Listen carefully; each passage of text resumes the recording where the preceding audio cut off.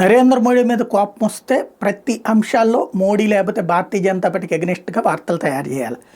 అలాగే పవన్ కళ్యాణ్ మీద కోపం వస్తే పవన్ కళ్యాణ్కి వ్యతిరేకంగా స్టోరీలు తయారు చేయాలి.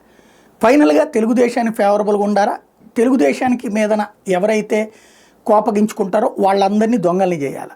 ఇదే ప్రస్తుతం ఆంధ్రప్రదేశ్లో మీడియాకి సంబంధించి ఈనాడు జ్యోతి చేసుకొచ్చేటటువంటి విధానం.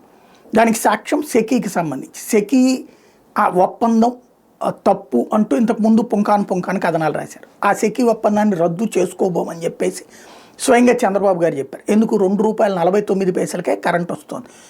అదానీ వాడి దగ్గర నుంచి డబ్బులు తిన్నాడంటే అదానీ డబ్బులు ఇస్తాడని నమ్మేడంత వెరితనం ప్రపంచంలో ఇంకెవరికి లేదు. అదానీ డైరెక్ట్గా మోడీ మనిషి అయినప్పుడు జగన్మోహన్ రెడ్డికి డబ్బులు ఇస్తాడా?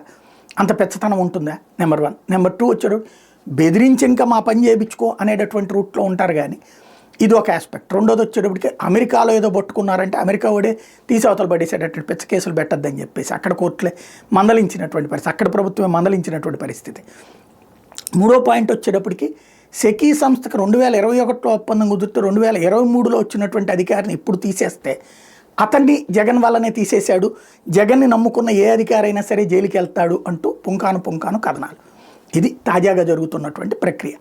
ఓవరాల్గా ప్రతి అంశంలో జగన్ని దొంగగా చూపించాలా, మిగతా వాళ్ళందరూ మంచోళ్ళు అనేది చూపించాలి. ఇది ప్రస్తుతం ఆంధ్రప్రదేశ్లో నడుస్తున్నటువంటి తంతు. బట్ ఎంతకాలం అంటే ప్రజలు యాక్సెప్ట్ చేస్తున్నంతకాలం నడుస్తూనే ఉంటుంది.